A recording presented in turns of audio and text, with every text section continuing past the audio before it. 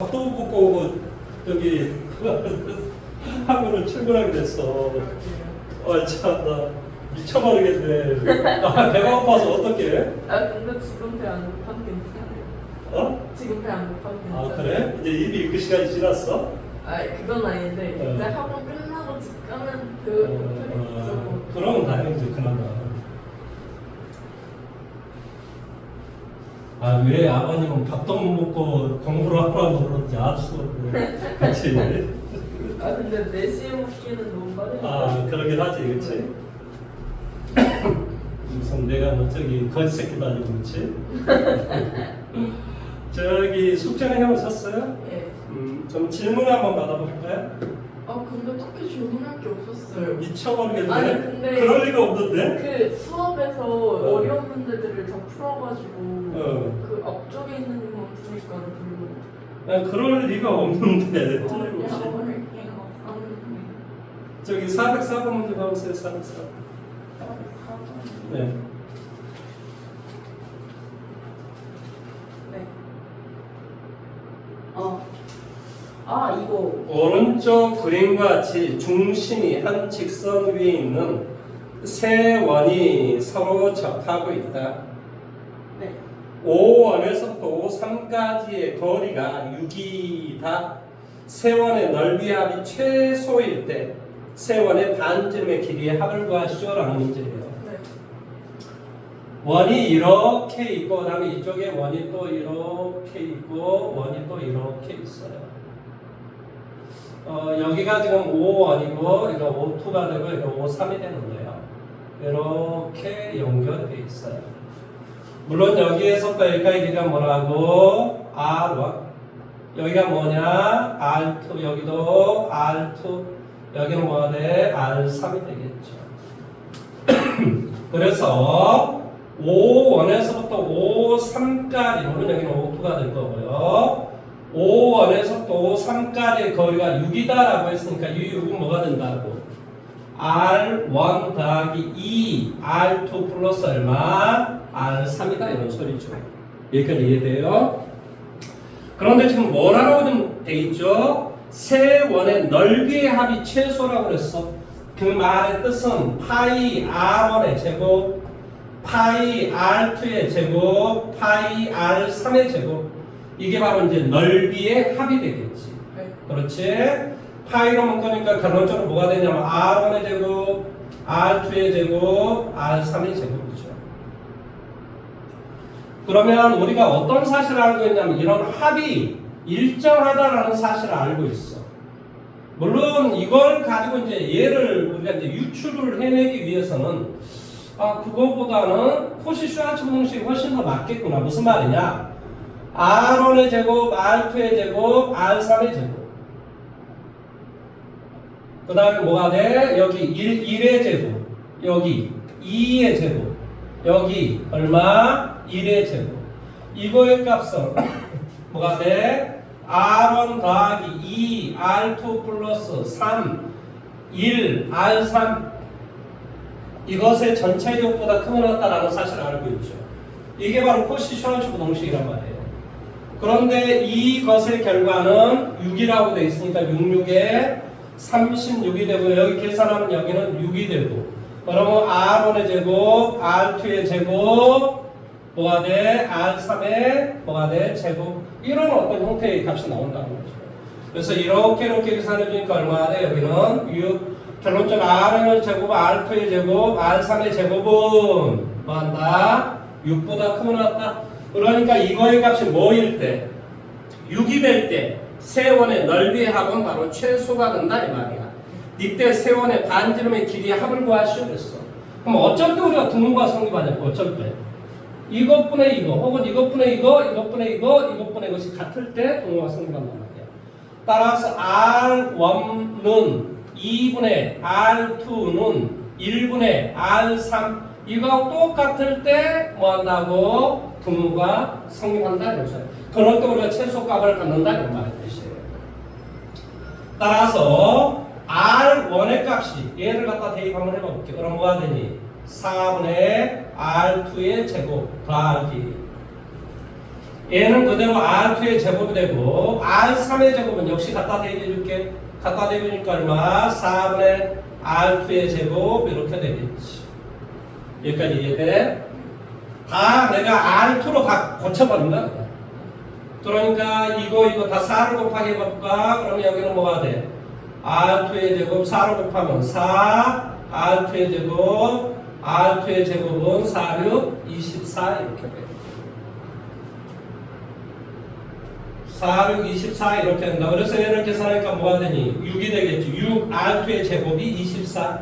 따라서 R2의 제곱은 6, 4, 24. 결론적으로 R2의 값은 바로 2가 되겠지. 그럼 R2가 2가 되니까 2분의 2니까 R은 뭐가 되냐? R은 1이 되겠지. R3도 2분의 2가 되니까 R3도 역시 1이 되겠지. 그래서 이렇게 세 변의 길이가 이렇게 나온다 이 말이야. 뜻이야.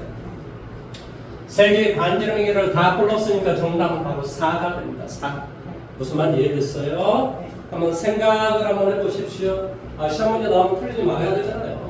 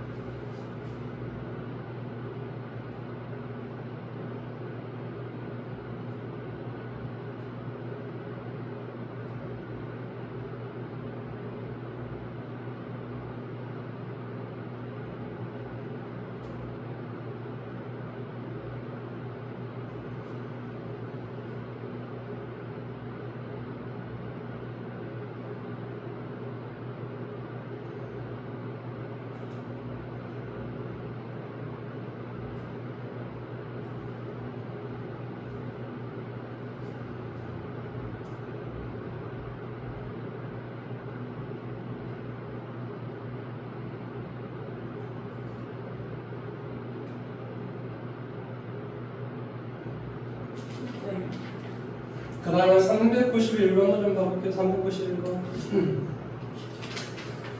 자, 391번. 오른쪽 그림과 같이 반지름의 길이가 10인 반원 5의 4제곱하는 직사각형 넓이의 최대값을 구하시오 했습니다. 이게 괜히 풀어준 건 아니고요. 아까 저 친구가 더 질문을 해서 그래서 어렵게 느껴질 수 있겠구나라고 생각이 돼서 먼저 풀어주는 거예요. 이렇게 우리가 지금 돼 있잖아요. 그렇죠? 원의 4제곱하는 사각형. 여기에서부터 여기까지 이 반지름의 길이가 얼마라고 좀 돼 있냐고 10이다. 물론 여기서부터 여기서부터 여기까지는 이게 다 10이 된다는 소리죠. 그러면 우리가 이 지금 문제를 읽어봤더니 뭐한다? 4제곱하는 직사각형 넓이의 최대값을 했어. 이 가로의 길이를 A, 이 세로의 길이를 B라고 한번 해봐봐. 그럼 넓이다라고 하는 건 뭐가 돼? A 곱하기 B가 되겠지. 이거의 최대값을 구하라 이런 소리야. 한편 여기에서부터 여기까지, 그 다음에 여기에서부터 여기까지 이거 우리 피타고라스 예상할 거란 말이지. 여기서부터 여기까지 길이는 뭐가 되니? 2분의 A의 제곱 더하기 뭐가 돼? B의 제곱은 100 이렇게 된다는 소리야. 이걸 제곱 더하기 이걸 제곱은 10의 제곱하고 동일하다. 이해됐어? 그러면 합이나 곱이 일정했을 경우 우리가 상수 계약형으로 써야 된다. 얘를 x의 제곱 더하기 y의 제곱 이렇게 물었어. 생각해봐봐. 그럼 뭐가 돼? 2 루트 뭐가 돼? x 곱하기 y 뭐가 돼? 2분의 a의 제곱 곱하기 b의 제곱. 이게 언제나 성립한다고요. 그러니까 이게 제곱과 제곱이 있으니까 얘는 바깥으로 나와주면은 2분의 a하고 b가 그대로 나오겠지. 이해돼? 그러니까 이렇게 계산해 주니까 뭐가 되겠어요? 여기 100. 그러니까 a 곱하기 b가 바로 답이 100이 되는 거죠. 이해됐어요? 최대가는 결론적으로 뭐가 되더라? 100이 되더라. 내용을 기억을 하셔야 됩니다. 그 다음에 392번도 가봅니다. 392번.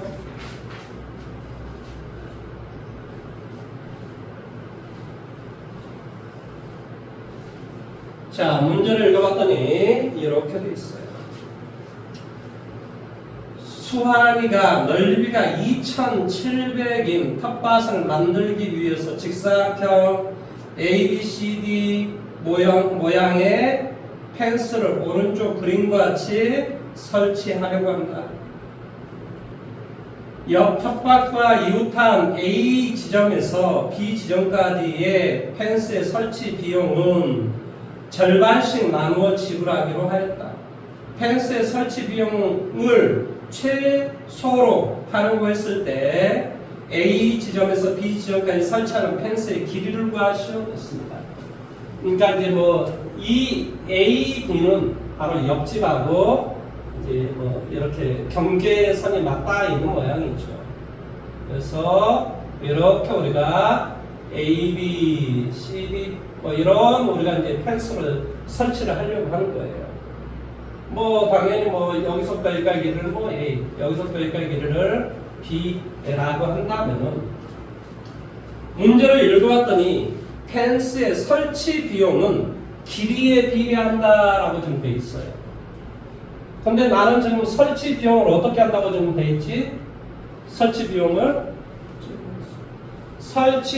최소가 되게 하려고 한다면은 이런 말이 있죠. 펜스의 설치 비용으로 최소로 하려고 했을 때 A 지점에서 B 지점까지 설치하는 펜스의 길이를 구하시오 그랬어요. 나는 이 길이를 지금 B라고 좀 놔둔 거지.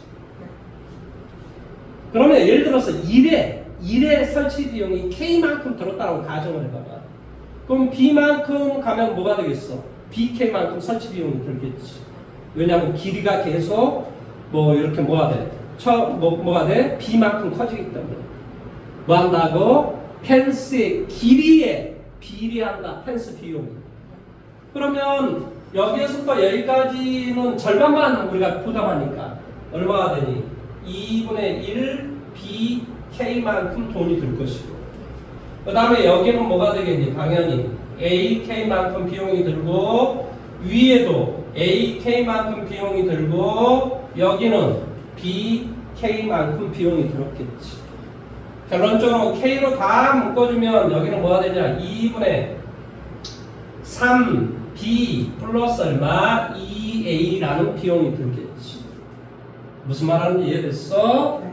그런데 지금 뭐라고 좀 돼 있냐면 수환이가 넓이가 2700이라고 했어. 넓이라는 말은 뭐가 돼? A 곱하기 B 뭐 한다? A 곱하기 B 이것이 2700 이런 소리란 말이지. 넓이가 2700인 텃밭을 만들기 위해서 직사각형 모양 펜스 그러니까 뭐 한다? 넓이는 A 곱하기 B가 바로 2 뭐 한다? 텃밭의 면적이 되는 거지. 그러면 우리가 합이나 곱이 일정했을 경우 이거의 최대 최소를 구하기 위해서는 상수를 기하평면으로 써야 되는 거야.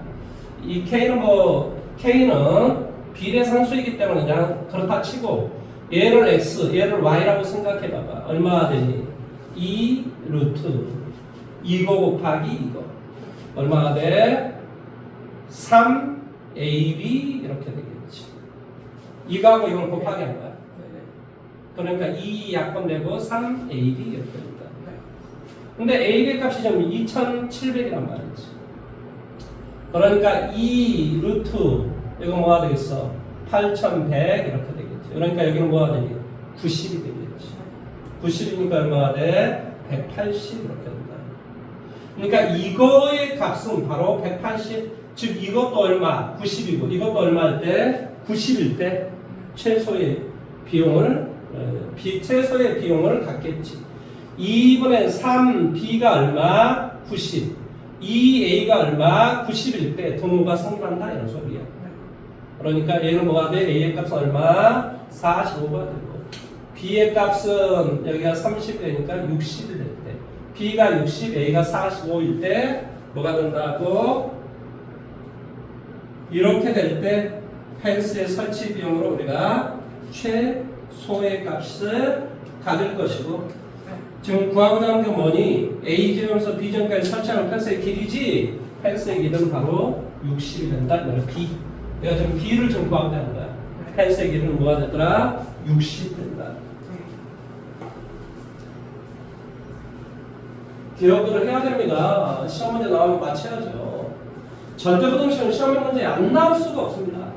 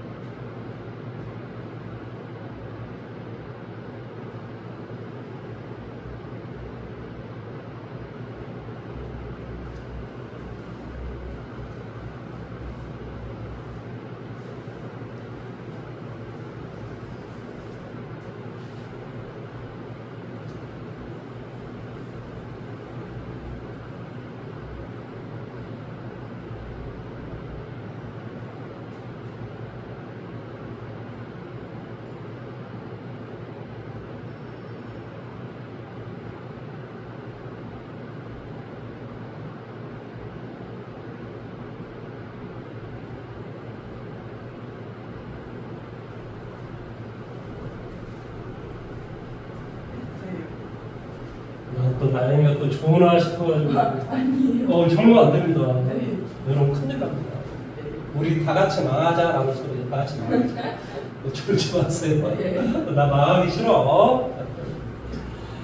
자, 그 다음에 403번 문제도 아까 질문했었는데 문제도 한번 해볼까요? 오른쪽 그림과 같이 대각선의 길이가 뭐야 이거 멋대로 그냥 가버리는 거야. 자, 오른쪽 그림과 같이 대각선의 길이가 3 루트 3인 직면체의 모든 모서리의 길이의 합의 최대값을 구하시오 그랬습니다.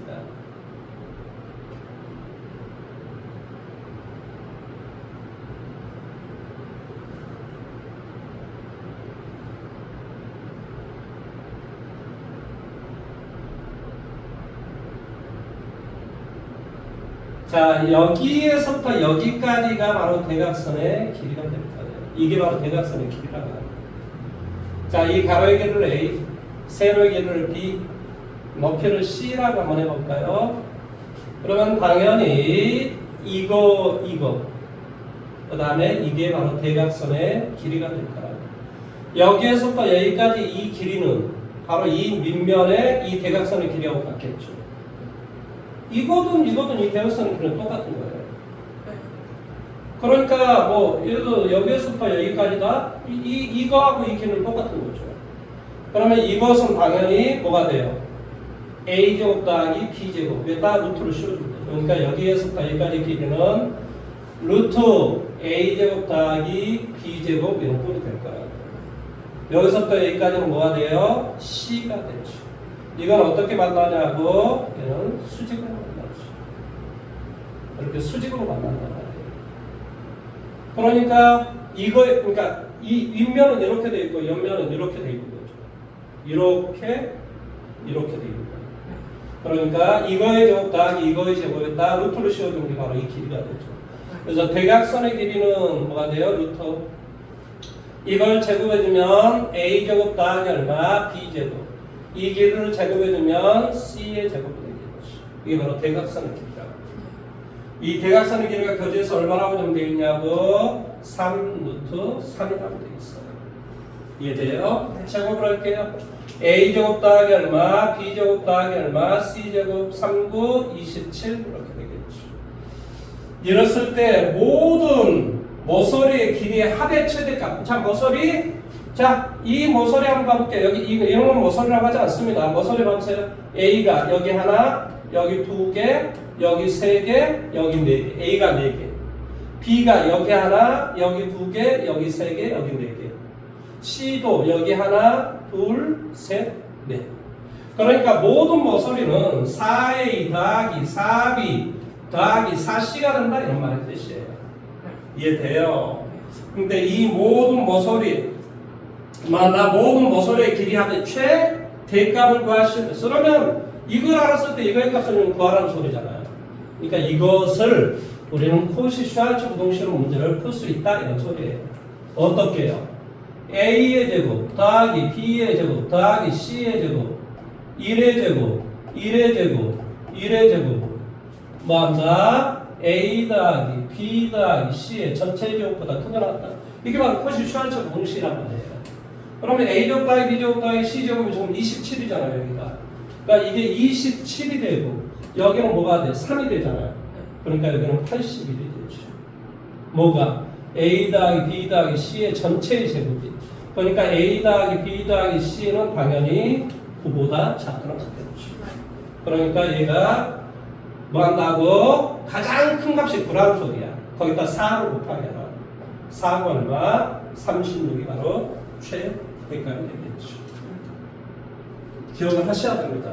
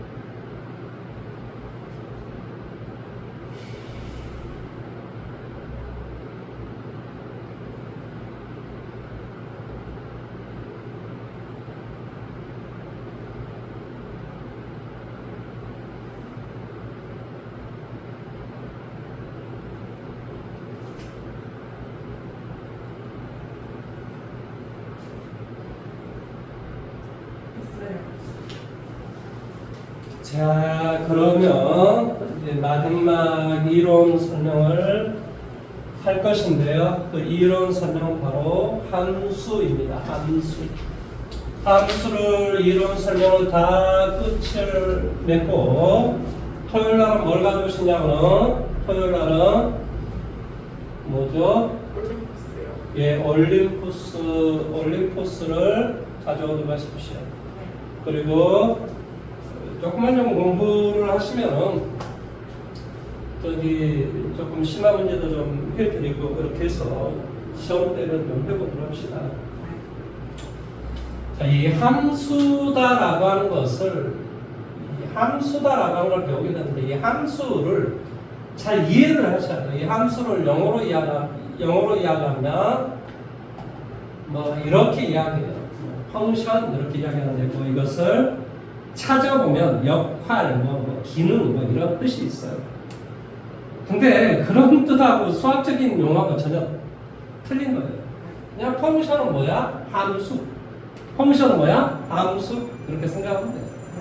그래서 어떤 x가 있는데 여기다 이러한 이것은 이제 변환이라고 보시면 돼요. x가 있는데 이러한 변환을 취했을 때 이 x에 대응되는 값이 무엇인가? 이거는 이제 일반적으로 이 f다라고 하는 게 예를 들어서 x에다 3을 곱하기 해서 빼기 2를 해서 y가 나올 수도 있고 x가 있는데 제곱을 하고 마이너스 3을 곱하기 하고 더하기 2를 해서 y가 나올 수도 있겠지.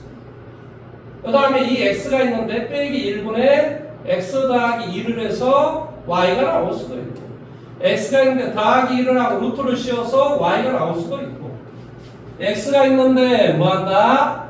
뭐 이렇게 지수 3을 채해서 y가 나올 수도 있고, x가 있는데 뭐한다? 로그 10x 이렇게 해서 y가 나올 수도 있고, x가 있는데 여기다 뭐한다? 이러한 변화를 채서 y가 나올 수도 있어요. 이제 이것을 분수함수, 무리함수, 지수함수, 로그함수, 삼각함수, 1차 함수, 2차 함수, 뭐 3차 함수, 뭐 이런 것들은 수학에서 다항함수라고, 다항함수. 이런 것들을 뭐라고 하냐? 얘는 초월함수, 초월함수. 속으로 생각하죠. 뭘 가르치려고 하는 거야? 뭐 이럴 수도 있습니다. 다른 건 아니고요. 이것은, 그러니까 이것은 이게 이제 이 함수 다음에 우리가 분수함수와 무리함수를 배워요. 그러니까 이게 2학기 기말고사 이게 시험범위. 그 다음에 얘는 수학 1에서 배웁니다. 수학 1에서. 그러니까 2학년 때 배우는 함수예요. 그러니까 이 x에 따라 어떤 변화를 취할 것인가, 이 전체적인 것을 총합적으로 f다라고 이야기해요. 그냥. 그러니까 어떤 변화를 내가 쳤을지 몰라. 그걸 총체적으로 그냥 f다 이렇게 이야기한다. 그러니까 어떤 변화를 쳤을지는 이제 뭐 하라는 소리니? 네가 찾아봐라 이런 소리지. 찾아봐라. 그런데 이런 것을 우리는 f라고 할 것인데, 이 함수에 먼저 첫 번째 우리는 뭘 이해를 하셔야 되냐면 함수의 정의다라고 이해를 하셔야 돼요. 함수의 정의는 되게 간단해요. 정의역이. 정의역이다라는 말은, 그러니까 쉽게 말하면 주어진 값, 이런 것은 뭐 자료의 값 혹은 뭐 변수 이렇게 이야기도 할 건데요. 정의역이 뭐한다? 하나도 빠짐없이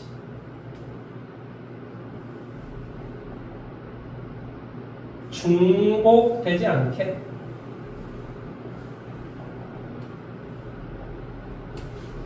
대응되는 식, 대응되는 뭐 어떤 식, 이런 것을 우리는 함수라고 이야기합니다.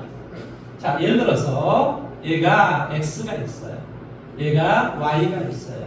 1, 2, 3, 4. 여기는 a, b, c, d, e 이렇게 합시다. 그런데 이게 정의역이야. 정의역은 그러니까 x에서 f로 이렇게 대응됐다. 이것은 어떤 변화를 취했다 이런 소리인데요. x에서 y로 이렇게 대응되면 이 x에 이 스몰 x를 우리는 정의역이라고 이야기해요. 그 다음에 대응되는 이 놈을, 이 전체를 우리는 공역이라고 이야기해요. 뭐라고 이야기한다? 정의역. 여기는 뭐라고 한다? 공역. 이렇게 이야기한다. 공역. 그런데 이 정역이 하나도 빠짐없게 대응이 돼야 돼요. 그러니까 얘만 대응이 되고 이렇게 대응되면 안 된다 이런 소리예요. 누가 빠졌어? 이가 빠졌잖아요. 누구를 쳐다봐? 정역만 쳐다봐. 아니 이것도 대응이 안 됐잖아. 아니 그게 아니라 정역만 보라고. 정역이 하나도 빠짐없이 대응이 돼야 돼. 그러니까 정역이 얘가 뭐 이렇게 대응이 돼야 돼. 그러면 선생님 중복되지 않게 대응되는 B가 중복이 됐잖아요. 아니라니까. 누구를 봐? 정역을 보라고. 이렇게 됐을 때 얘 4가 중복이 됐다라고 이야기합니다. 얘가 이렇게 대응되고 이렇게 대응됐을 때 이런 때 4가 중복되게 대응됐다라고 이야기합니다. 수학에서. 그럼 얘는 함수가 아니다. 왜? 하나도 빠짐없이 중복되지 않게 대응되라고 그랬는데 바로 4가 중복되게 대응됐다 이런 소리예요.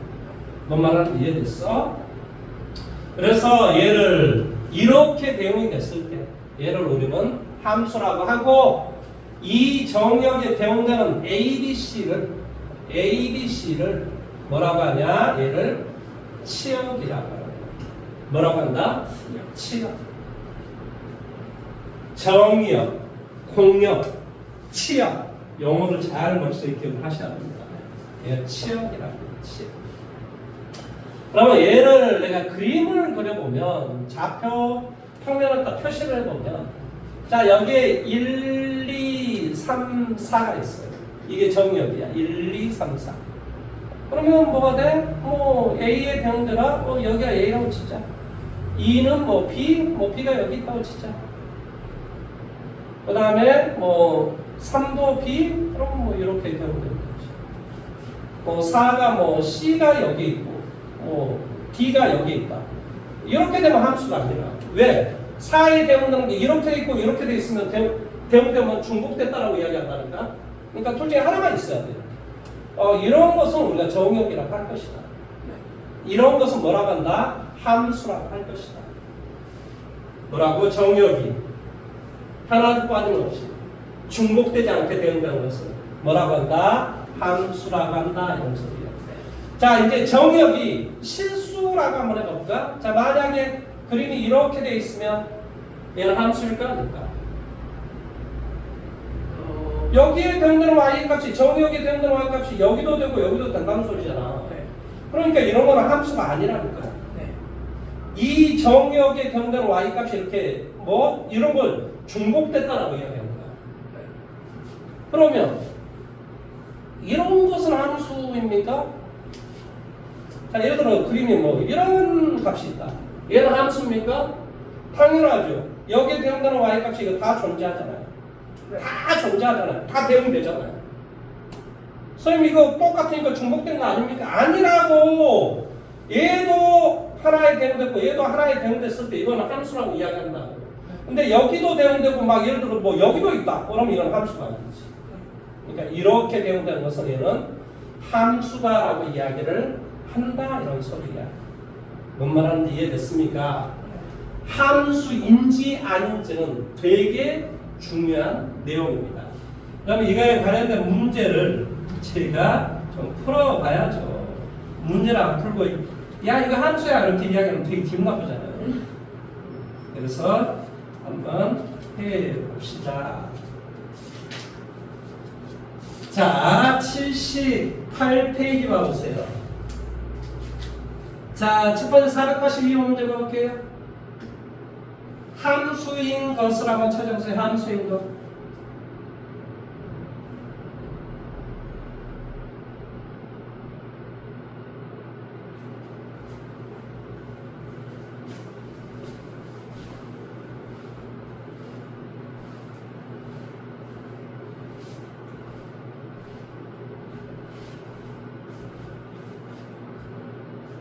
답 찍어봐.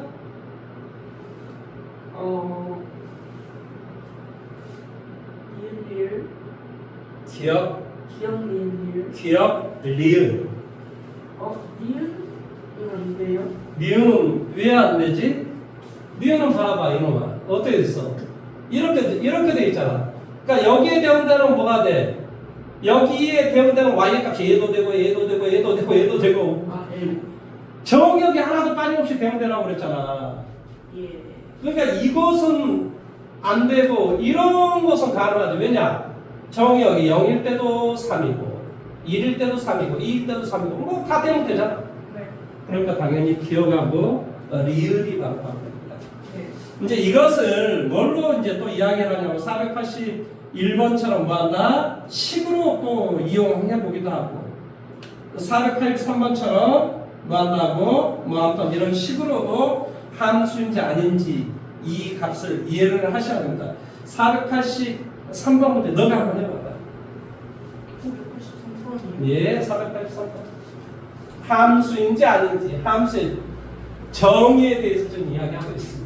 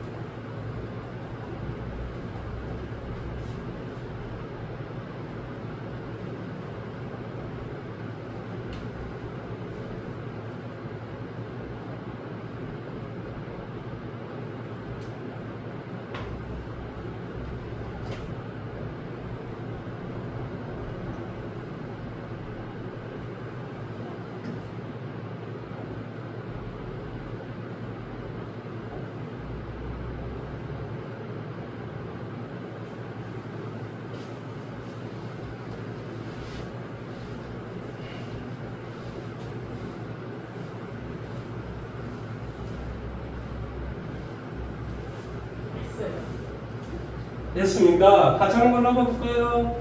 자, 이것은 직선이니까 마이너스 1 대입하니까 제로, 1 대입하면 뭐가 돼? 2.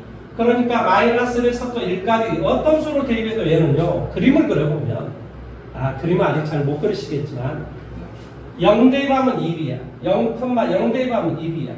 마이너스 1 대입하면 뭐가 돼? 제로가 돼. 이게 마이너스 1 대입했을 때 제로가 이거죠. 0 대입할 때 1. 1 대입하면 뭐가 돼? 2. 그러니까 그림이 이렇게 된다. 그러니까 이 그림이 이렇게 된다. 그러면 이렇게 되는 것은 이 범위 안에 들어가니 y의 값이 마이너스 1에서부터 3까지니까 당연히 이 놈은 이 범위 안에 들어가잖아요. 그러니까 함수다 이런 소리죠. 이것이 이 범위 안에 들어가면 함수다라고 이야기해요. 자, 다음에 이것은 어떻게 되냐? 마이너스 1 대입하면 뭐가 되니? 3. 1 대입하면 얼마니?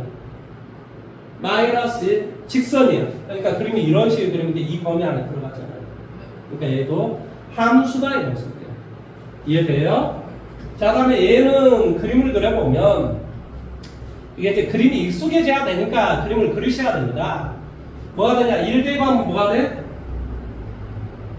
0이잖아. 그러니까 1,0 여기 1일 때 y는 제로를 되고, 그 다음에 기울기가 양수이면 2분의 1 x, 기울기가 양수이면 뭐 2분의 1 x니까 이렇게, 음수이면 마이너스 2분의 1이 되거든요. 그래서 그림이 이렇게. 그러니까 뭐가 되냐? 어렵게 생각할 게 없이 정역이 마이너스 1. 자, 마이너스 1 대입하니까 얼마가 되겠어요? 여기는 당연히 1이 되겠지. 그 다음에 어디까지? 1까지야. 1 대입하면 제로. 그림이 이런 그림이구나. 이런 그림. 이 그림은 바로 이 범위 안에 들어가니 들어간다 이런 소리지. 그러니까 어쩐다? 얘도 함수가 되는 거 맞습니다. 자, 다음에 여기 이거 봐볼게요. y는 x의 제곱 플러스 2, y는 x의 제곱 플러스 2라는 그림은요, 자, 1 대입해주면 얼마가 돼? 0 대입하면 2. 그러니까 0 대입했을 때 2가 되고 1 대입하면 3이 되고, 어디? 마이너스 1을 대입해도 3이 되는 거예요. 이렇게 된다. 그래서 이게 마이너스, 얘가 뭐가 돼? 플러스 1. 1 때 y의 값은 뭐가 된다고? 3. 여기는 뭐가 돼? 2. 그러면 이것은 이 범위 안에 들어가냐고. 2보다 큰 거하고 3보다 작은 것은 이 범위 안에 들어가냐고. 들어간다고. 그래서 얘도 함수다 이런 소리야. 이해됐니? 자, 여기에 마이너스를 대입해봐봐. 얼마가 돼? 마이너스 1 되면 마이너스 2가 돼. 그럼 마이너스는 이 범위 안에 안 들어가잖아요. 그러니까 얘는 함수가 될 수가 없는 거죠. 이렇게 이제 구하는 거예요. 자, 그 다음에 내가 이제 지금부터 뭐에 대해서 이야기를 해줄 거냐면, 처음에 내가 지금 뭘 가르쳤지? 함수의 정의에 대해서 가르쳤어요. 두 번째 함수의 종류에 대해서 잠깐 좀 이야기를 할게요. 사실은 가르치고 싶은 건 이건 아닌데 어쩌든 간에 그냥 이런 설명을 할게요. 함수는 첫 번째, 이런, 그러니까 예를 들어서 아까 우리 그림을 봤을 때 이런 그림 있었잖아요. 이런 그림. 0일 때도 뭐 비고, 1일 때도 비고, 2일 때도 비고, 3일 때도 비고. 이 말의 뜻이 무슨 말이냐면은 자료의 값이 쭉 이렇게 됐을 때 치역은 하나밖에 안 나온다는 소리야. 이렇게 치역이 하나가 되는 것을 수학에서는 바로 상수함수라고 해요. 뭐라고 이야기한다고? 상수함수. 그러니까 정역의 모든 뭐 1, 2, 3, 4, 5, 6, 7 모든 값이 이렇게 다 치역 하나의 값을 이렇게 배운다는 거죠. 이런 것을 우리는 상수함수라고 해요. 그러니까 뭐다? y는 b 이런 함수. 정역이 뭐가 되든 상관없이 y는 다 b가 된다 이런 소리예요. 이 말의 뜻이. 이런 걸 우리는 상수함수라고 해요. 그러니까 482번의 기억이 바로 상수함수가 됩니다. 뭐가 된다고? 상수함수가 된다. 그 다음에 두 번째 x1과 x2가 서로 다르면 이 x1에 대응되는 y의 값과 x2에 대응되는 y의 값이 서로 다르다이다를 조건을 만족하는 함수가 있어요. 자, 내가 지금 뭐라고 이야기했지? 정역이 다르면 x1과 x2 정역이 다르면 거기에 대응되는 y의 값도 다르시오. 이런 상태를 마주한 것을 수학에서는 1대1 함수라고 해요. 자, 내가 간단 그림으로 한번 이야기해 볼까? x, y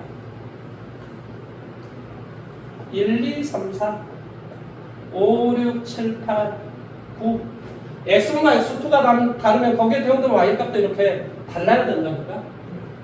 이게 다르면 이 y 값도 달라야 돼. 이렇게 대응되는 것을 뭐라고 한다? 1대1 함수라고 한다. 근데 이것이 참이면 뭐도 참이지? 대우도 참이야. 이것의 대우는 뭐가 되겠니?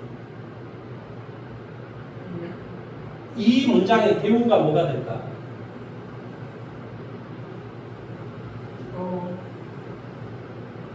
P면 Q이다의 대우는 뭐지? not Q이면 not P다가 대우야. 그러니까 이것의 대우는 뭐가 돼? fx1과 fx2가 서로 같으면 뭐라고? 대우가 뭐라고? fx1과 fx2가 서로 같으면 x1과 x2가 서로 같다이다. 그러니까 이런 문장이 있어도 얘가 1대1 함수가 되는 거야. 그러니까 이 문장이 있으나 똑같은 문장인 거야. 그러니까 둘 중에 어떤 문장이 있다 하더라도 얘는 뭐를 말한다고? 1대1 함수를 말한다.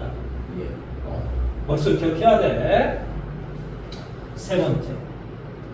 자, 두 번째 조건은 무조건 만족을 하면서 치역과 공역이 일치할 때, 이럴 때는 뭐라고 하냐면 1대1 대응 함수라는 말을 써요. 그러니까 무슨 말이냐면 x, y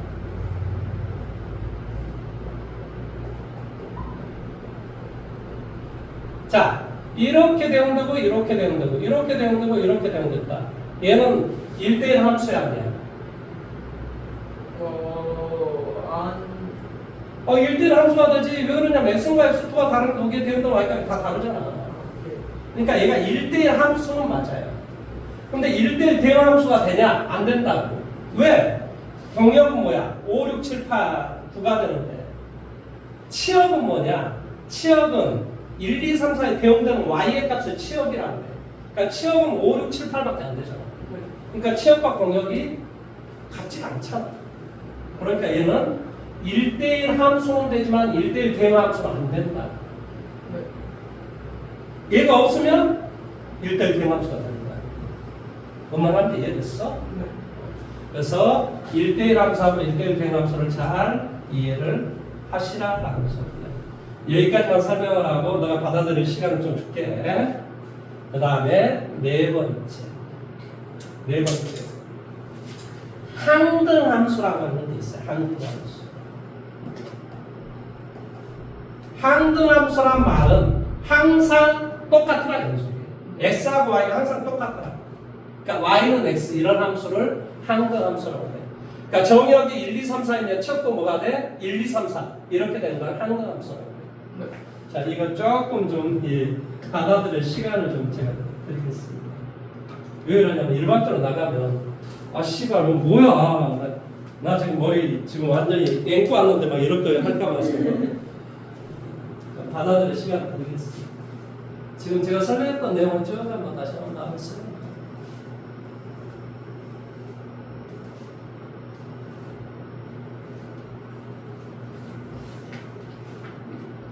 책에 나와 있는 그 이론을 한번 쭉 한번 읽어보셔도 괜찮아요. 다시 읽어보면 제가 했던 말이 생각이 날 겁니다.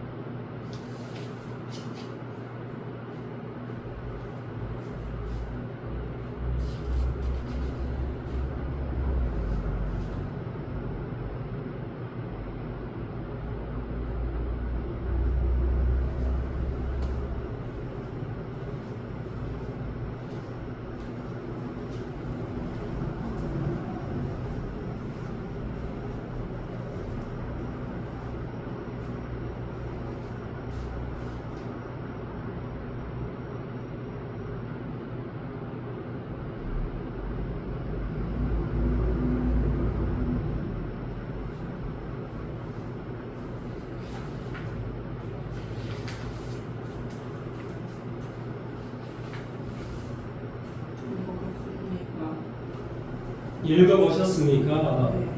자, 제가 오늘 가르치고 싶은 것은 사실은 뭐 이런 내용도 아니에요. 뭘 지금 갖추고 싶어서 지금 이렇게 끌고 오냐. 사실은 그림을 좀 가르치고 싶어 그래서 지금 이 내용을 지금 첨부해서 좀 이야기를 하는 건데요. 함수의 정의와 그다음에 이제 지금 여기 가르친 것은 종류를 좀 가르쳤죠. 이제 가르쳐야 될 것은 뭐냐면 오늘 이 그림 y는 fx라는 어떤 그림을 알았을 때 y는 fx의 전체의 그림 y는 f의 절대값 x의 그림 y의 절대치는 fx의 그림 y의 절대치는 f의 절대치 x의 그림 이것에 대해서 이 네 가지를 이야기를 하려고 내가 지금 함수를 가르치려고 하는 거예요. 이게 뭐냐면요. 그러니까 이제 고등학교 수학에서 옛날에 이런 게 있었어. 이게 이제 가우스 기호라고 하는 건데요. 이 기호가 지금 고등학교 교과과정에 빠져버렸어요. 물론 이제 이과 애들은 이제 이해를 하고 있지만 문과 애들은 그냥 안 배우기도 해요. 그러다 보니까 이제 수능 시험에서 어떤 문제를 적극적으로 내냐면 절대값에 관련된 문제를 적극적으로 내요. 그러니까 이런 어떤 절대값이 씌워져 있는 이런 놈들을 말을 이해를 해야 돼요. 그래서 이것의 그림을 어떻게 그리는가라고 하는 것과 그 그림에 대한 문제와 그 다음에 두 개의 함수가 서로 일치한다, 동일하다라는 말이 무슨 말인가, 이 말을 내가 문제를 풀고 오늘 끝낼 거예요. 그러니까 이 말을, 이 5가지 말을 내가 지금부터 이해를 한번 시켜봐 볼게요. 만약에 fx다라는 그림이 x 빼기 1, x 빼기 3, 자 예를 들어 이런 그림이 있다고 치자. 그러면 이 그림은 어떤 그림인 줄 알아? 는 0이 되게 하는 값은 1과 3일 거야. 그래서 1하고 3 이렇게, 얘가 1이고 얘가 3 이런 그림일 거야. 그러면 내가 fx라는 그림이 이런 그림인데 내가 만약에 이 그림을 그리시오라고 하면 어떻게 되냐? 이보시오. 네. 이보시오, 학생. 얼마나 졸릴까. 그럼 어떻게 해요? 고등학교는 내 맞춰야지. 네. 근데 이게 우리 친구는 그런 생각을 별로 못할 수도 있는데 우리 친구가 지금 나이가 몇일까? 17살이에요. 17살이요? 그러면 이제 당장 이제 한 19만 19세부터 나이가 40세 초반까지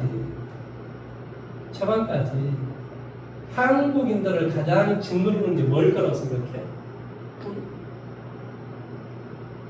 글쎄? 예, 젊었을 때는 이게 굉장히 강합니다. 이걸로 사람을 나누어요. 네. 그러니까 이게 되게 웃긴 게 서울에 있는 대학을 나오고 안 나오고부터 시작해서 서울에 있는 대학도 서울대를 나왔냐, 연대를 나왔냐, 고대를 나왔냐. 네. 그 다음에 이제 서성한을 나왔냐, 아니면 국민대, 숭실대 막 이런 데를 나왔냐, 이러면서 따집니다. 주민들끼리 싸워요. 네. 그러면서 내가 이제 있다, 이러면서 여기다 어깨에다 힘주고 이러고 사는 게 우리 인생입니다. 네. 물론 이제 나이가 먹어서 그런 건 되게 얇아져요. 그런 게 중요한 게 아니라 이제 저차로 이제 이게 누가 더 많냐 이제 이걸로 이제 또 옮겨가는 또 사람 비교 분석이. 네. 이제 아무튼 이 인생이 그래서 젊었을 때 굉장히 우리의 많은 것을 좌우하는 게 학벌이에요, 사실은. 특히 그거 가지고 마음 상하기도 하고 막 이러기도 합니다. 또 어떤 사람은 이제 그걸 뛰어나가지고 어른들 흉내를 내면서 내가 이게 더 많거든 이런 놈도 있어요. 예. 그다음에 이제 조용히 뭡니까? 그냥 벤츠 타고 다니는 사람도 있습니다. 학교를 대학교 내내 벤츠 타고 다니고 이런 애들도 있어요. 뭐 어떻게 합니까? 그걸 뭐 우리 아버지가 나한테 물려준 재산이었고 걔가 뭐 지가 뭐 벌어가지고 그런 재산을 누리지는 않을 거 아니에요. 젊었을 때 다 아버지의 영향이지. 근데 이제 뭐 어쩌면 이제 그런 세월이 있을 건데 그 말은 무슨 말이냐면 고등학교 1, 2, 3학년 공부를 조금 열심히 하면 한 20년간은 그래도 남한테 무시 안 당하고 살 수가 있어요. 네. 이제 그 뒤부터는 이제 또 이제 뭐 직장이 뭐냐 이제 돈이 얼마냐 이제 이걸로 또 이제 또 비교 분석을 합니다. 이게 이제 참 개떡 같은 인생이긴 한데 아무튼 이제 이런 것에서 좀 자유로워지려면 예를 들어 너가 돈에 대해서 자유로워지려면 어떻게 돼야 할까? 돈을 잘 벌어야. 돈을 많이 가지고 있으면 돼요. 내가 돈에 대해서 자유를 느끼고 싶다면 돈을 엄청 가지고 있으면 돼요. 네. 그럼 돈을 엄청 가지고 있으면 네 말대로 말 그대로 돈을 잘 벌어야 돼. 그럼 돈을 잘 번 새끼들은 다 누구야? 아니 그 세계에서 프로인 사람이 그러니까 무슨 짓을 해도 그 세계에서 프로인 사람들이 돈을 잘 벌어요. 그러면 내가 예를 들어서 뭐 이바스를 한다 하더라도 이바스에서 프로가 되면 돼. 뭐 요리를 한다. 백종원처럼 프로가 되면 돼요. 그럼 돈을 잘 벌어요. 그럼 근본적으로 이 프로가 되기 위해서는 어떻게 해야 될까? 이 프로가 되기 위해서. 배워야. 뭘 잘 해야. 예, 이 프로가 되기 위해서 내가 깨달은 것은요, 철저하게 이게 되는 사람이에요.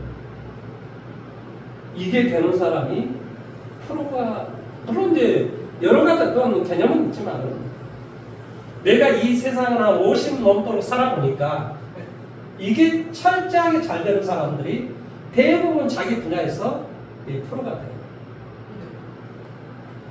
그러니까 이 절제라고 하는 게 얼마나 어렵다는 걸 이제 윤석열은 절제를 못하고 살잖아요. 아, 우리 윤석열은 뭐 프로가 아니니까 뭐 국정을 지 마음대로 운영을 합니다. 예, 지가 좋아하는 대로 운영을 합니다. 국민이 뒤지든 말든 별로 중요하지 않아요. 그냥 하고 싶은 대로 해요. 근데 이 절제를 하는 사람은 그 세계에서 프로가 되고 그런 사람들은 대부분 다 많은 돈을 소유를 하더라고요. 내가 그만하니까. 그래서 이게 뭐 돈뿐만이 아니고 자기가 무엇인가를 구현하고 얻고 싶고 이러면요, 절제가 필요해요. 잠이 오는데 잠잔다. 그게 절제입니까? 그 하고 싶은 대로 하는 거죠. 술 처마시고 싶다. 윤석열처럼 다 처마시고 그게 절제입니까? 미친놈이지 미친놈. 내가 봤을 때는. 그러니까요. 내가 이런 어떤 학벌이나 예를 들어 자기가 뭔가를 구현하고 싶은 것이 있으면 절제가 돼요. 절제를 하지 않고서 내가 프로가 되는 사람 거의 본 적이 없습니다. 그 사람도 프로야구 선수가 되기 위해서 얼마나 노력했겠습니까? 물론 대고 나서 어디 포카 쳐가지고 도박 원정 도박하고 이런 놈도 있지만은 그렇게 되기까지는 수많은 어떤 것을 이겨냈다는 소리죠. 그러니까 우리도 그렇게 되기 위해서 지금 이 순간에 뭔가를 절제를 해야 돼요. 그러니까 그게 좀 쌓이다 보면 이제 어느 정도 조금씩 실력이 갖춰지기 시작해요. 그게 어려운 거야 사실은. 그러니까 그 기간 동안 힘들어도 뭔가를 이렇게 견뎌내야 됩니다. 무슨 말 이해돼요? 그러니까 이 원리를 잘 생각을 해보면 아마 이제 우리 나연의 인생도 되게 좋은 일들이 펼쳐질 거야. 그리고 누구는 즐겨라, 즐기지 마라 이런 말을 하는데 저는 그것을 본인이 잘 알맞게 생각하면 돼요. 내가 내 일을 즐기면 좋은 일이 벌어져요. 또 신기하게. 뭐 그런 것을 어떤 사람은 그냥 프로가 되기 위해서 노력해라. 근데 이제 인간이기 때문에 이게 신기 아니에요. 자기를 절제하고 이런 거. 그러니까 그것을 적절하게 자기 마음을 잘 다스려 가면서 적절하게 즐기면서 그 일을 열심히 하다 보면 좋은 결과 나옵니다. 자, 이거 한번 봐보세요. 내가 지금 무슨 말 하고 싶어 이런 이야기 했는지 알겠지? 졸지 마라! 이야기를 하고 싶은 건데 졸지 마라고 너무 직설적이잖아. 그러니까 이제 돌림방으로 절제를 하자 이렇게 이야기하는 거지. 네. 그래야 조금 더 인간적인 말이 되는 거잖아. 예. 내가 저기 가르치는 선생이 돼가지고 야 씨발 졸지 마! 막 이렇게 이야기하지 못하잖아요. 절제를 하자 이제 이렇게 좀 좋은 말을 이야기하는 거죠. 네. 자, 이거 한번 볼게요. 실제로 여기다 2를 한번 대입해보세요. 2 대입하면 뭐가 돼요? 1이 되고 마이너스 1이 되잖아요. 네. 그러니까 2를 대입하면 거기에 병당 y값은 이렇게 마이너스 1이 나와요. 그런데 전체에 이렇게 절대값을 칠했다는 말은 y가 음수가 안 나온다는 소리잖아요. 그러니까 마이너스를 절대값을 씌워보면 플러스 1이 될 거 아니에요. 그러니까 이렇게 내려온 놈이 위로 이렇게 올라가는 이런 식의 그림이 나온다. 그러니까 결론적으로 무슨 말이냐? 전체에 이렇게 절대값이 씌워져 있는 것은 원래 fx의 그림을 그린 다음 음수인 것을 접어 올려라 이런 말의 뜻이에요. 네. 그러니까 이렇게 전체에 절대치가 되어 있는 것은 이제 머릿속에 기억을 하셔야 돼요. 자, 얘를 한번 들어볼까요? 얘를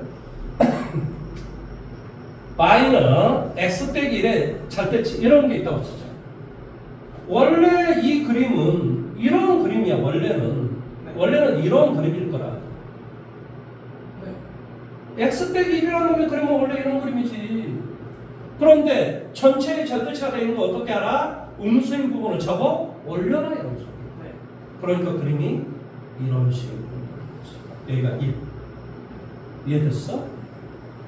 이것도 원래의 그림은 이런 그림인데 뭐 한다? 음수인 걸 접어 올리니까 그림이 이런 식의 그림입니다. 그 다음에 두 번째 이 그림.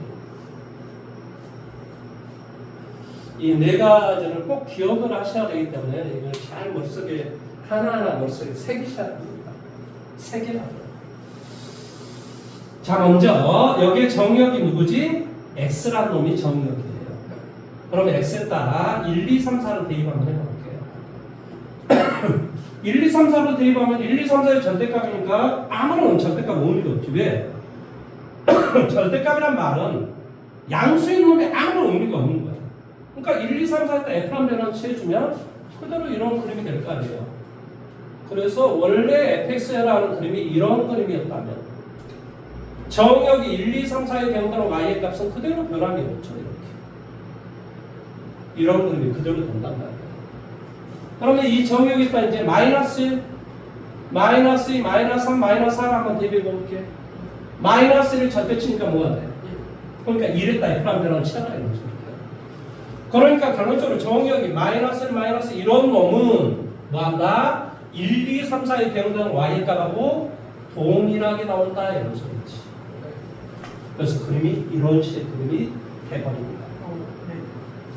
그러니까 이런 놈의 그림은 x에만 절대치가 되어 있는 놈의 그림은 x가 양수일 때는 y는 fx의 그림을 그대로 그리고 x가 음수였을 때는 바로 뭐한다? y축 대칭 이동을 시켜라 라는 소리예요. 그래서 양수인 놈은 그대로 그림을 그리고 정역이 음수였을 때는 뭐하라? y축 대칭 이동을 시키시오라고 하는 게 바로 이 그림이거든요. 고등학교 때 시험 문제 나온 건 고등학교 1학년 때 시험 문제 나온 건 이 두 개밖에 없습니다. 이것은 잘 안 나와요. 어려우니까. 그러니까 이 두 개는 꼭 기억을 하셔야 됩니다.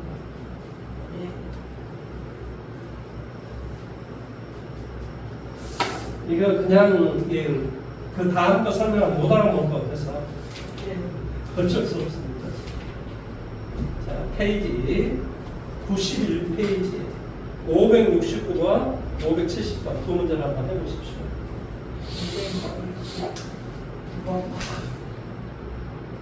569번, 570번.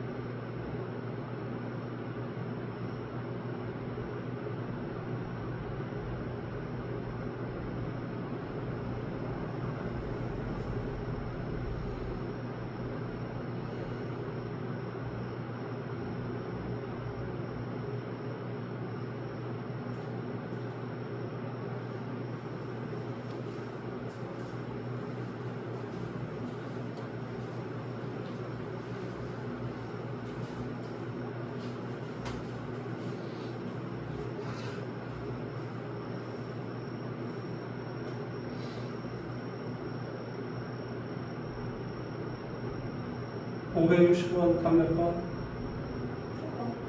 4번. 이 아닐까요? 4번 맞아. 아, 네. 570번. 근데 570분에서 그 X 만나는 게 세 점에서 만나는 정식 Y는 A다. 직선. 그러니까 Y는 A는 이렇게 생겼겠지. 이게 Y는 A다. 그렇지. 세 점에서 만나는 그렇지. 바로 이 꼭지점에 이렇게 가야 되겠지. 그럼 꼭지점 아니 여기 꼭지점. 그러니까 이렇게 가는 거야. 이게 꼭지점에 지나가는 거야. 네. 그러니까 이 꼭지점의 좌표가 1일 때 대입해서 꼭지점을 잡아가는 거지. 네. 1 대입으로 1 대입하면 1 대입하면 마이너스 1이요. 그래서 전체 절대치니까 1이요. 그렇지. 그러니까 Y는 A가 1이 돼버리면 바로 세 개의 점을 지나가야 이해할 수 있겠어. 자, 어쩌면 이제 말을 이해했을 거라고 믿습니다. 그러면 이거하고 이것을 마저 설명을 할게요. 뭐 이해를 하든 못하든 일단 설명을 해야 될 것 같아요. 네. Y의 절대치는 fx다라고 하는 것은요. 그림이 원래 그림이 자 이런 그림이라고 칠게 1사 이런 그림이라고 치자 1사. 그런데 봐보세요. 왼쪽은 절대값이니까 항상 양수야. 그러니까 좌변분이 같아지기 위해서는 오른쪽도 양수가 돼야만이 같아질 수가 있는 거야. 그러니까 x에 대응되는 이 값이 음수가 되게 하는 이런 x는 그런 정역에서는 값이 존재하지 않는다는 소리야. 다시 한번 x에다 f라는 변화를 쳐서 이 값이 음수가 되게 하는 그런 x는 존재하지 않는다는 소리야. 봐봐.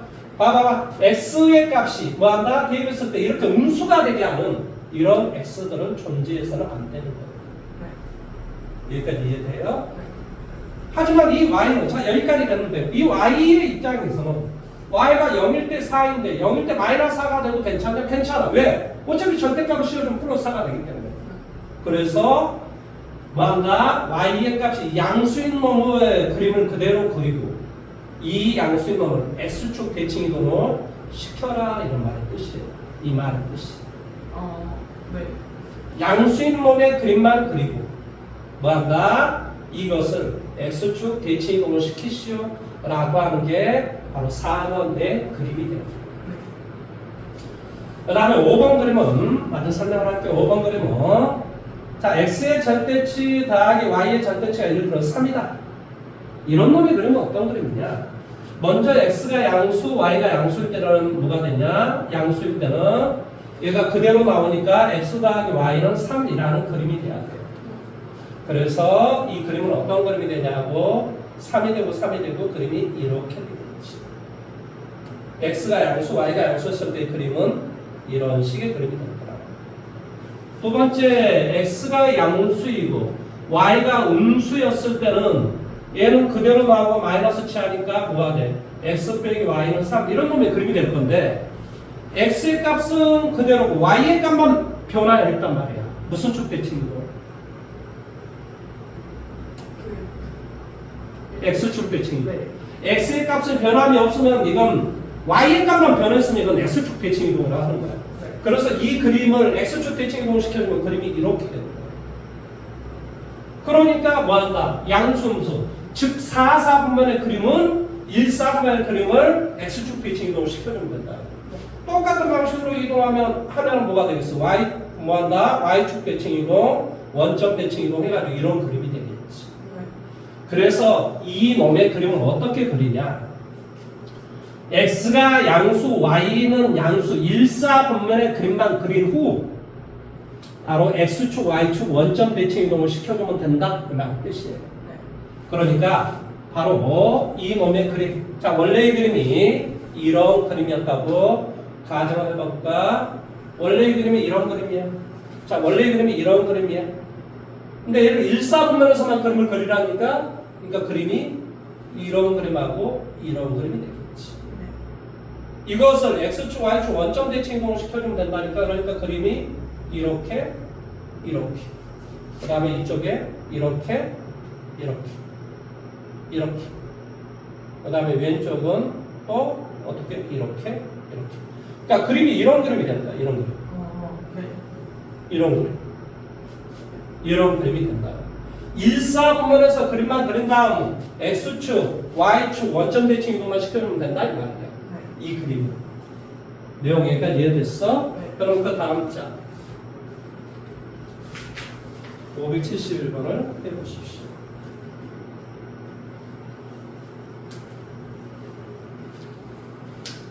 그리고 답을 확인 한번 해보십시오.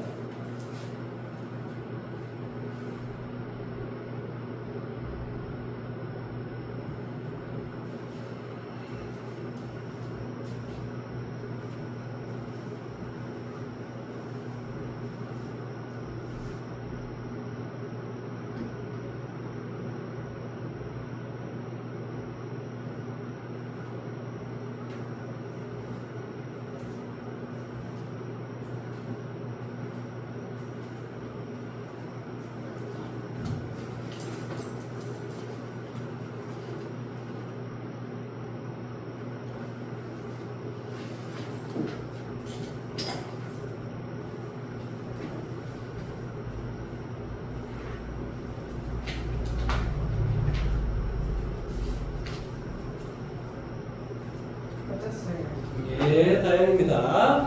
자, 이제 두 가지만 이야기하면 끝날 것 같습니다. 자, 첫 번째가 바로 두 개의 함수가 서로 똑같다라는 말이 무슨 말인가라는 말을 이해하는 건데요. 그 내용이 바로 80페이지에 495번을 좀 보십시오. 자, 495번 문제 집합 x가 이것을 정육으로 하는 두 개의 함수가 즉 f라는 함수하고 g라는 함수가 서로 똑같을 때 이런 말이 있어요. 그러면 f라는 함수하고 g라는 함수가 똑같다라는 말의 뜻은 뭐한다? 정역을 똑같은 걸 대입을 해주면 그 y의 값이 동일했을 때 두 개의 함수는 서로 같다라는 말을 쓰는 거예요. 쉽게 말하면 마이너스 1을 f에다 대입할 때나 g에다 대입할 때의 값이 서로 똑같아야 된다. 그 다음에 뭐를? 2를 f에다 대입할 때나 g에다 대입할 때나 그 결과가 뭐 한다면? 똑같다면 바로 f라는 함수하고 g라는 함수는 똑같다라고 수학에서 이야기한다 이 말의 뜻이에요. 자, 그럼 마이너스를 한번 대입해 볼게. 그럼 마이너스 a 더하기 b가 되죠. 오른쪽에 마이너스 1을 대입해 볼게. 얼마나 되니? 마이너스 2 빼기 얼마? 3 이렇게 되겠죠. 마이너스 1을 대입하면. 두 번째 또 1을 대입해 볼게. 1 대입하면 뭐가 돼? f는 a 더하기 b. 그 다음에 g라는 것은 당연히 뭐가 돼? 마이너스 2 플러스 3이 되겠지. 이해돼? 아니 그 g를 봐. g에다가 2를 대입했어. 그럼 당연히 마이너스 2 더하기 3이잖아. 그 다음에 이게 이제 밑에 거고 위에 거는 똑같이 마이너스 1을 대입한 거야. 그러니까 이렇게 되겠지. 이해됐어? 변면 돼. 더해주니까 뭐가 돼? 2b는 더해주니까 마이너스 4, b는 마이너스 2. 그렇지? 그래 b에다 마이너스 2 대입해서 이쪽으로 가니까 a의 값은 뭐가 돼? 3이 되는 거예요? 3? 그렇죠? a는 3. 그래서 뭐 하고 a 곱하기 b 두 개 곱하기 해주면 마이너스 1이 되겠죠. 이해돼요? 네. 자, 498번 문제를 한번 해주십시오. 498번.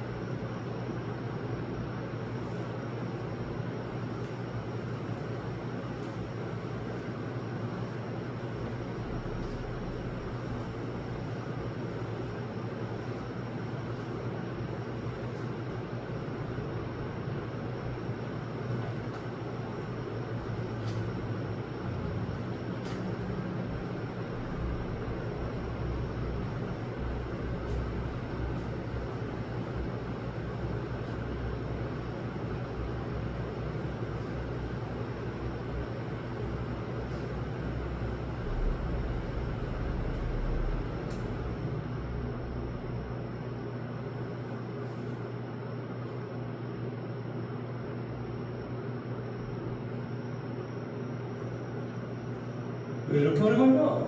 네. 뭐야? x의 제곱이 뭐가 돼? 4x 빼기 3이 돼. 네. 그러니까 x의 제곱 마이너스 4x 더하기 3은 제곱 1, 3. 그러니까 x는 1이거나 x는 뭐가 돼요? 3이 되면 되겠죠. 네. 그러니까 뭐가 돼? 집합을 받았으니까 1, 3 뭐가 돼? 1, 3 이렇게 3개로 나오겠지. 이해됐어? 자, 오늘은 이제 마지막입니다. 유형 7번 할 건데요. 수학에서 뭐가 지금 대라느냐면 1대1 대응이 되시오라는 말이 지금 나와 있단 말이죠. 네. 그러면 1대1 대응이 되기 위한 이제 문제를 한번 내가 풀어보고 우리 친구가 504번 문제를 하면 될 겁니다. 집합 x다라고 하는 게 지금 뭐라고 되어 있냐면 x가 마이너스 3보다 크거나 얼마보다 3보다 작거나 y는 뭐가 돼? y는 1보다 크거나 얼마? 13보다 작거나 같을 때 fx라고 하는 이 식이 뭐가 됐다고? ax 더하기 b이고 a가 양수일 때 1대1 대응이 되랍니다. a가 양수란 말은 무슨 말이지? 기울기가 양수가 되시오 이 말이겠지. 이해돼? 네. 그러니까 기울기가 양수니까 그림이 이렇게 되는 소리야. 그러니까 당연히 이게 이렇게 가는 게 정역이고 이렇게 가는 게 치역 y겠지. 이게 일치하는. 그러니까 당연히 여기는 뭐가 돼? 마이너스 3이고 여기는 3이 될 것이고 y의 값은 여기는 뭐가 되고 1이 되고 여기는 뭐가 돼? 13이 되는 거지. 네. 그러니까 이 점의 좌표는 마이너스 3,1이 돼야 되고 마이너스 3,1이 돼야 되고 이 점의 좌표는 3,13이 되면 되겠지. 갖다 대입하면 AD가 나오겠지. 이해됐어? 자, 504번 오늘의 마지막 문제입니다.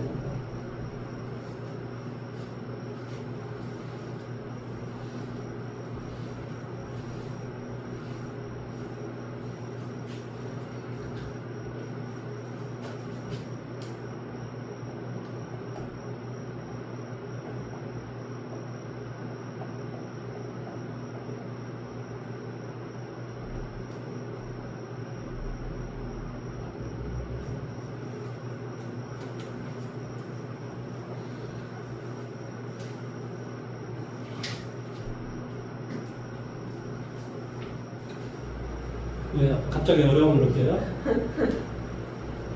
안 잘랐는데 잠시만요.